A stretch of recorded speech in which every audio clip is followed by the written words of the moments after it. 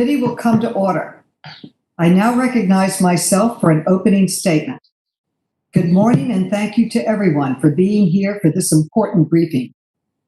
Black Lives Matter. I can't breathe. Hands up, don't shoot. No justice, no peace. These powerful phrases are rallying cries for fair-minded Americans seeking to live up to one of this country's core principles, equal justice under the law. Since our nation's founding, African Americans have struggled, fought, and died for the right to be free and equal citizens. This month marks 99 years since the Tulsa Race Massacre, where an entire vibrant community was destroyed and Black men, women, and children were systemically murdered. Today is Juneteenth, a holiday that celebrates the freedom of Black people in America. That freedom did not come until 1865, 2.5 years after President Abraham Lincoln abolished slavery. We are still working for freedom, and we are still working to provide equal opportunity for all citizens in our country. Our work is not done. The long list of names of Black people unjustly brutalized by police shows that the fight for justice must continue. George Floyd, Breonna Taylor, and so many others deserve so much more from their country. These heart-wrenching murders have sparked protests across our country. There are just victims from the past few months. There are just the ones we know about. How many other George Floyds and Breonna Taylors have there been? How many others have had their lives snuffed out without anyone but their grieving families protesting their deaths? The answer is undoubtedly too many. George Floyd's murder was live streamed, but his was not the first captured by fellow citizens and on their cell phones. In 2009, Oscar Grant's murder by transit police in Oakland, California was also filmed on a cell phone. How many deaths could have been prevented if we had listened to the call from Mr. Grant's family more than a decade ago? The national reckoning with systemic racism and policing is long overdue. We have known the truth of police brutality for years. We must not let this moment pass without sweeping reform. I urge my colleagues in the House and Senate to embrace this moment and heed the calls of a mournful nation. If you believe that Black Lives Matter, you will vote for the George Floyd Justice and Policing Act. Now recognize Representative Pressley, who has been a leader on these issues and introduced one of the first police reform bills after Mr. Floyd's death. Ms. Pressley. Thank you, Chairwoman Maloney, for hosting this important briefing. Black America is in the midst of a crisis, within a crisis, within a crisis. A public health pandemic that has robbed us of more than 115,000 lives across our nation, disproportionately Black lives, unveiling and reiterating the stark systemic inequities and disparities in our healthcare system. An economic crisis that has led to mass unemployment, evictions, and record levels of food insecurity. And the crisis of systemic racism in our policing system. A system rooted in this nation's original sin of bondage and slavery. A system that for too long has perpetuated the criminalization, the profiling and surveillance of Black and brown bodies, and resulted in the lynching and murder of countless Black people. And while the COVID-19 pandemic took this nation by storm, the only thing COVID-19 didn't disrupt was racism. So in this moment of truth-telling, in this moment of reckoning, it is critical that we center the humanity and dignity of all people and ensure those closest to the pain are driving and informing the policymaking. As Baldwin reminds us, not all things that are faced can be changed, but nothing can be changed until it is faced. The fact of the matter is, racism is not simply a point of view. It is not a point of view or the actions of a few bad apples. It is as structural as the marble pillars of this institution. The man-made discriminatory policies that have destroyed Black lives and Black families in this country were very precise, from the original sin of bondage to redlining to the failed war on drugs. So in this moment, we need our policy solutions to be just as specific and precise in legislating our healing and justice. The culmination of generations of hurt and trauma have led us to this moment. It is not enough to say Black lives matter. Our policies and our budgets must value Black lives. We must heed the calls of community and push forward policies that will provide much needed accountability and structural change. Righteous rage in the pursuit of justice has driven thousands to the streets in every state across our country. But let me be clear. There can be no justice for Oscar Grant, for Eric Garner, Michael Brown, or Tony McDade. There can be no justice for Breonna Taylor, Atiana Jefferson, for Layleen Polanco, Natasha McKenna, Maya Hall, or Janisha Fonville. There can be no justice for Rashard Brooks, Stephon Clark, Freddie Gray, or Terrence Coleman.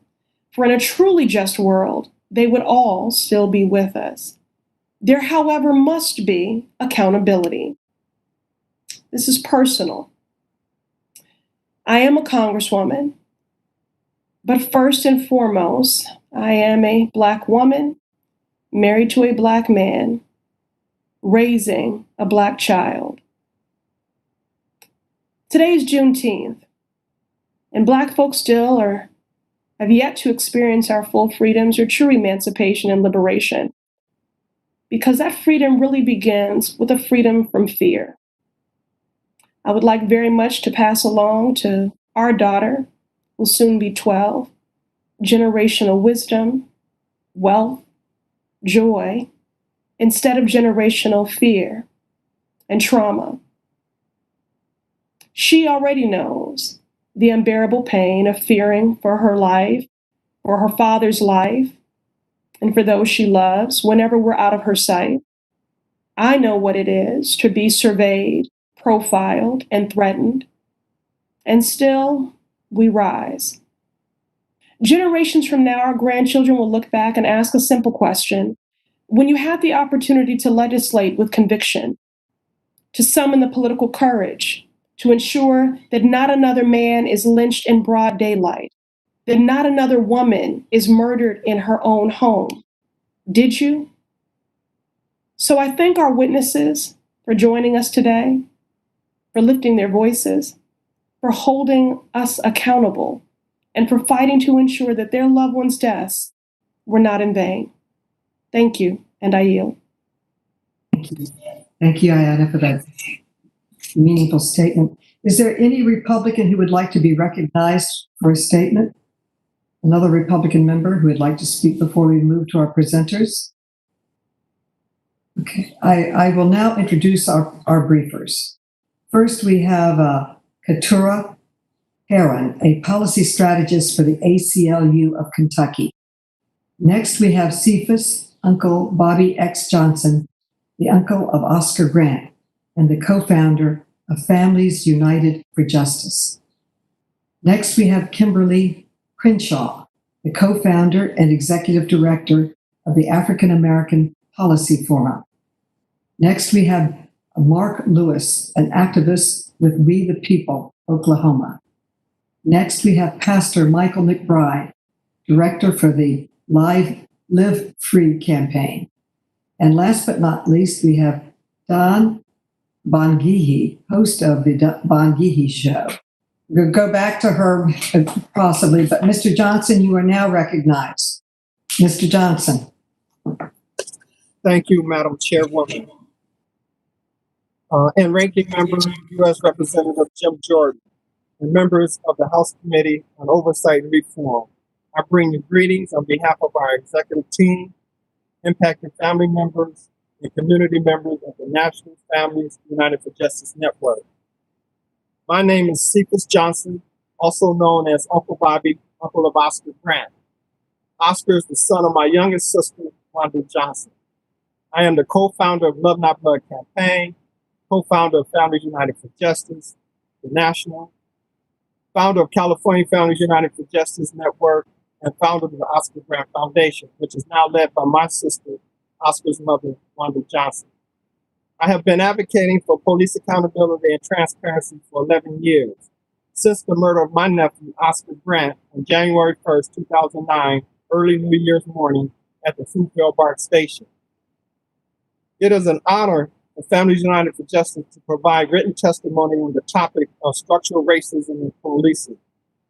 On this extremely important Juneteenth day, Families United for Justice joins the nation in condemning the policing tactics, actions, and inactions that led to the death of Mr. George Floyd.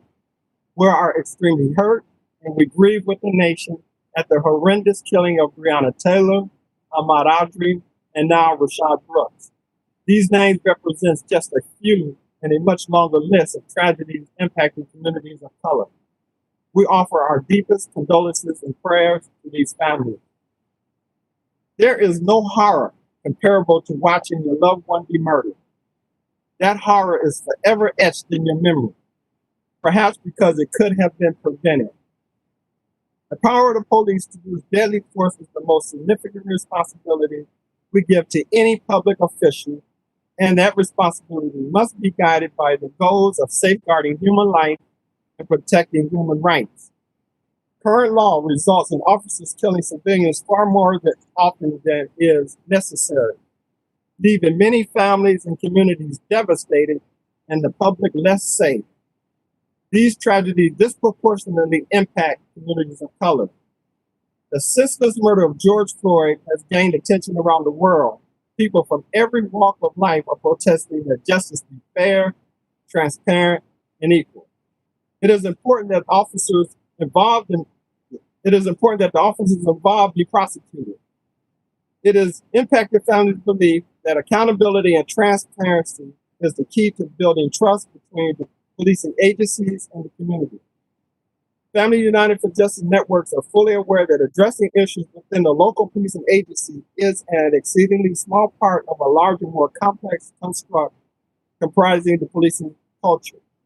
The culture of policing originated from the paddy rollers, slave patrols organized by groups of armed white men who monitored and enforced discipline upon Black slaves. I'd like to share with you what we as impacted families feel must be addressed.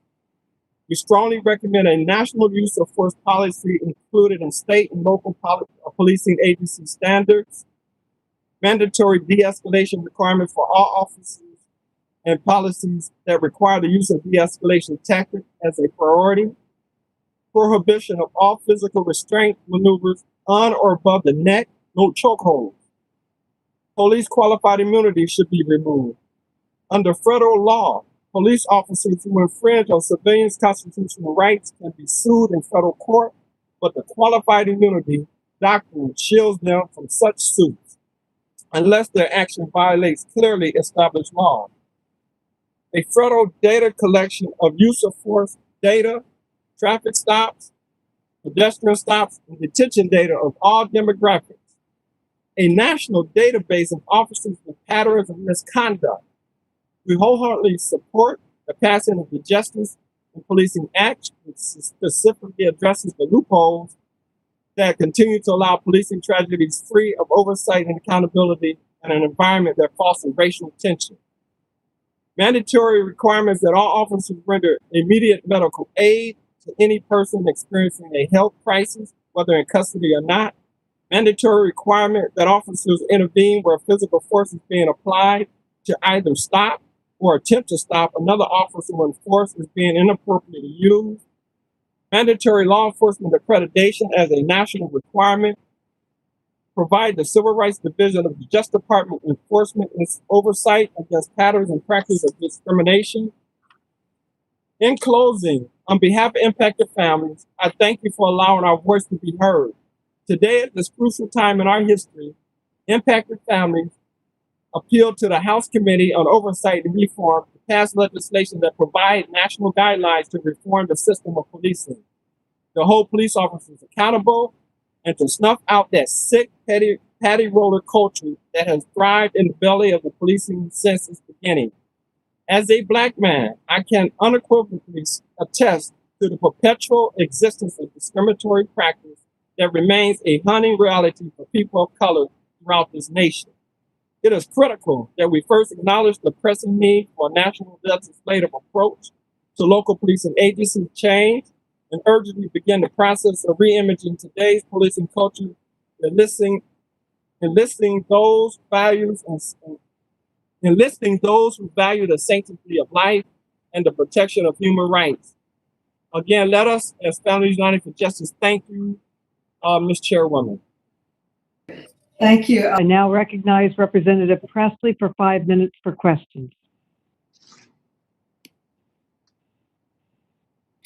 Thank you all for being here. Again, the people closest to the pain should be the closest to the power, driving and informing the policymaking. And we're so grateful that you are lending your expertise to this moment. Mr. Johnson, I want to extend my deepest condolences for the loss of your nephew, Oscar. You are the member of a tragic club. And I'm grateful that you join us today.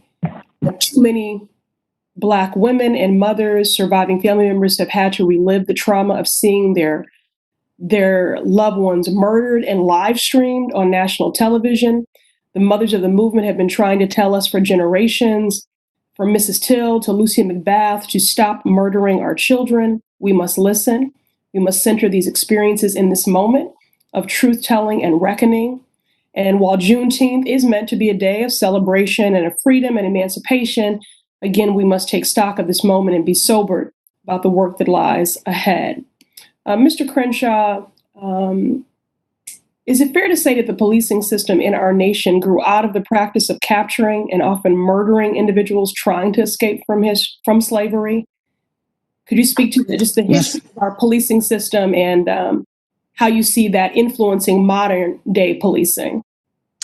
Thank you, Congresswoman Pressley. Indeed, one of the historical dimensions of policing that is in many of these conversations overlooked and undervalued is the fact that our policing system was grounded in the notion of patty rollers, effectively those who would ride the plantations to use coercive dimensions to secure the safety of plantation owners and others who weren't subject themselves to slavery.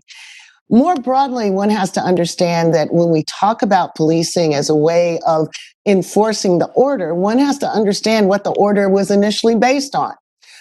When African Americans were able to escape, when they were captured, if they were, what they were charged with was theft.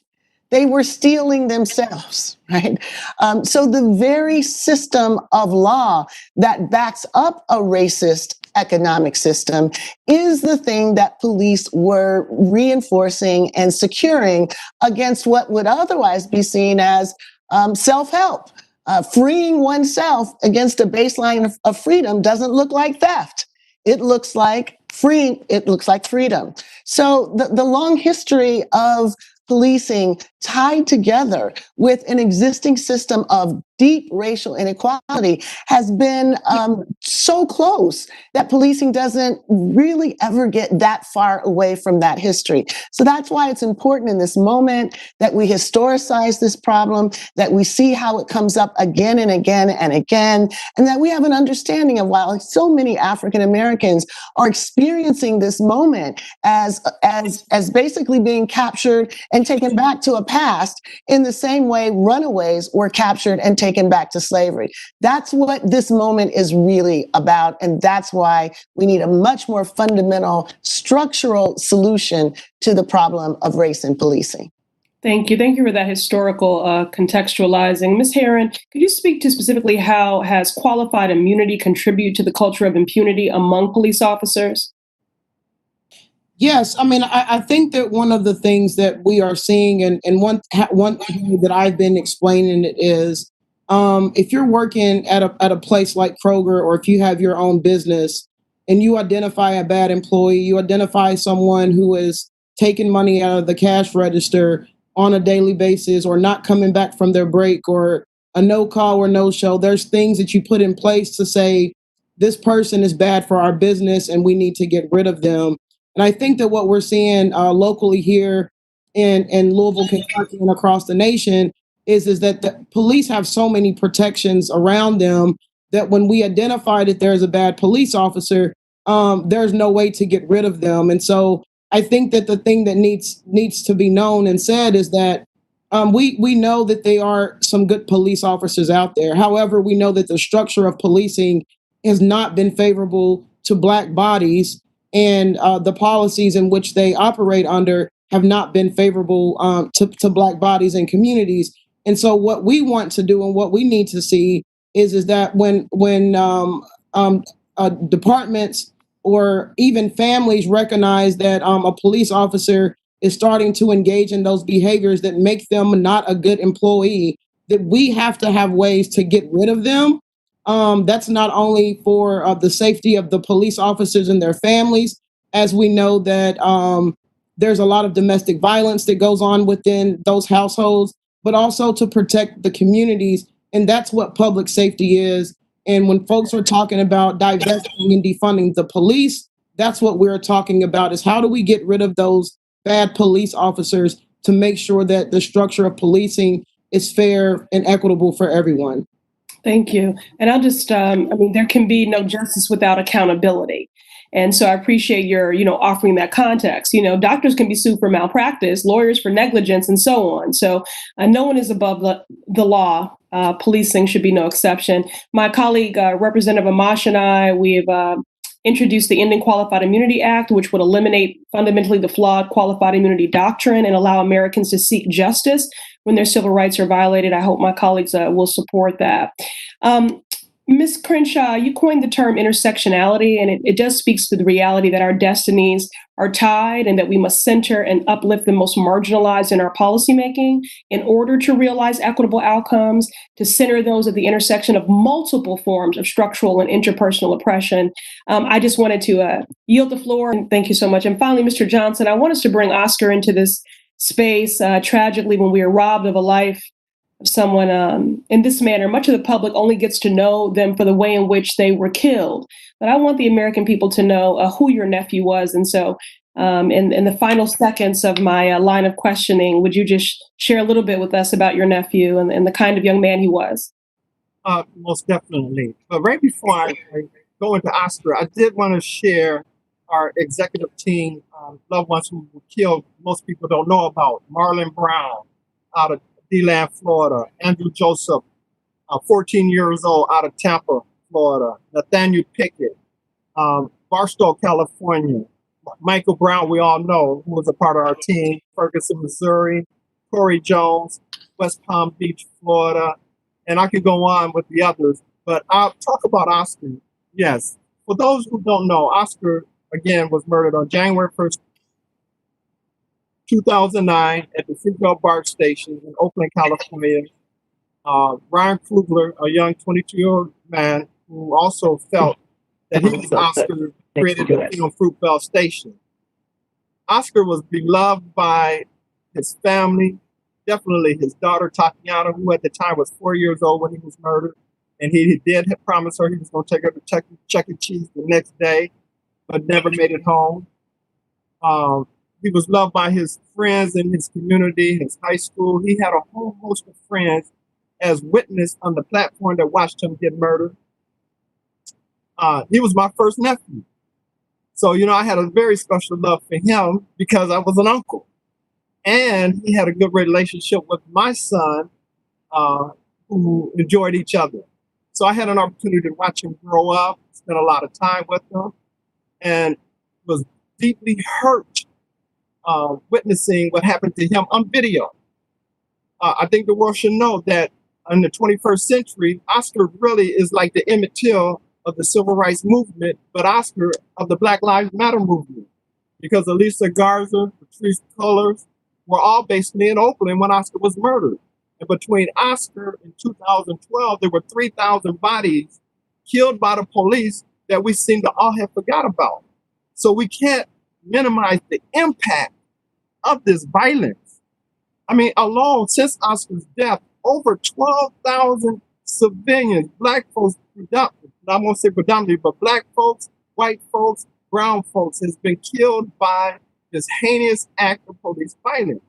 Now, we know there's good officers, but we say good officers that don't tell on the bad officers are just as culpable. So we feel legislation must be put in place to encourage them to become responsible policemen within the agency to ensure that bad police officers are removed and held accountable for their murders. But yes, Oscar was loved by his mama. He was loved by his grandmother. He was loved by all of us in the community that witnessed what happened to him. That was Oscar Grant. He was the catalyst of the movement we see happening today. I would like to ask Mr. Johnson, I'm so glad to have you here today. You have spent years advocating on behalf of your nephew and families across the country who have lost loved ones. And as we consider next step at sweeping reforms, what do you and those families want members of Congress to know? Today, here on the West Coast, the question was asked, I should step back. The question was asked, is this a movement or a moment?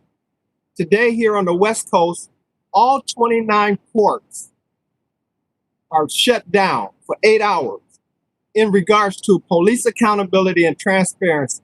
The ILW Longshoremen Union Local 10, with the rest of the longshoremen ports up and down the West Coast, has stopped work today. International cargo coming into the West Coast cannot enter because of what we are witnessing happening to people of color when it comes to dealing with police and the failure to be held accountable and the failure of transparency being given. I don't want us to forget the Ayanna Jones, 7 years old, killed in Detroit, the same way Breonna was killed. And because of our failure to pay attention to these type of murders and to learn from them, Breonna Taylor, as you know, was murdered. Ayanna Jones was 7 years old. We go to Isidore Monroe, 107 years old. And yet a SWAT team kicks down his door and murder him. No person of color, irregardless of your age, is excused from being murdered by these rogue police officers. And again, we know there's good police officers that exist. However, the good police officers need to hear our cry, and that is to become accountable, to hold those bad officers accountable, and to begin to have them removed from the system. And accountability with that type of help will eradicate this problem that we have today. But it's also important to also understand that I believe that though I have fought for legislation for the last 7-8 years, AB 71, use of force data collection in the state of California to the Department of Justice, AB 953, the Racial Identification Profiling Act, up to SB 1421, the Right to Know, AB 748, the video and audio release, and just recently, the most stricter use of force legislation in the nation, AB 392. Now the question is, are our agencies locally and statewide abiding by the laws that are being passed? I say no. And so it requires on a national level that the Department of Justice get involved to create national legislation that these agencies are held accountable to abide by. That in itself will begin to help, I hope, begin to end the murders that we see happening consistently by these rogue police officers. But it's a call out from us family members that the good officers come on our side and begin to cross that blue line so those bad officers can be arrested, charged, convicted, and sent to jail. Johannes Mesley, the murder of my nephew, is the only officer in the state of California, the most deadliest state in this country, to ever been arrested, charged, convicted, and sent to jail. He only did 11 months. So that takes us to the other question. Just because we get an officer arrested and convicted does not mean that the DA system does not fail. It does not mean that the judges that sit on these cases does not, as Robert Perry claimed, give the jury bad instructions and therefore reduce the time that they're supposed to do, which happens on a regular, consistent basis. So we have much work to do, but I believe that there is a real movement that has taken place. And when labor comes on board, we will really then see the impact of this movement.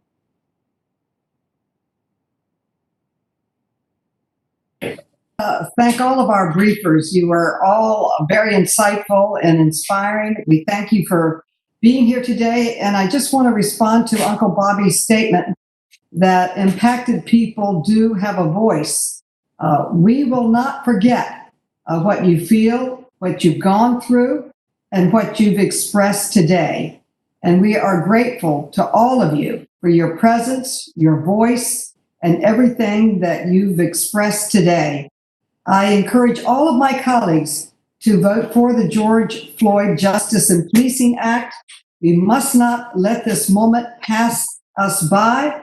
And in the words of our former chairman, Elijah Cummings, we can and we must do better. I thank the staff. I thank all the members. I especially thank our briefers today for their insight, their experience, their wisdom, and we will carry that to the floor of Congress when we vote next week, and we will carry it to our colleagues in Congress as we work for the passage of this important bill. Thank you, and I yield back.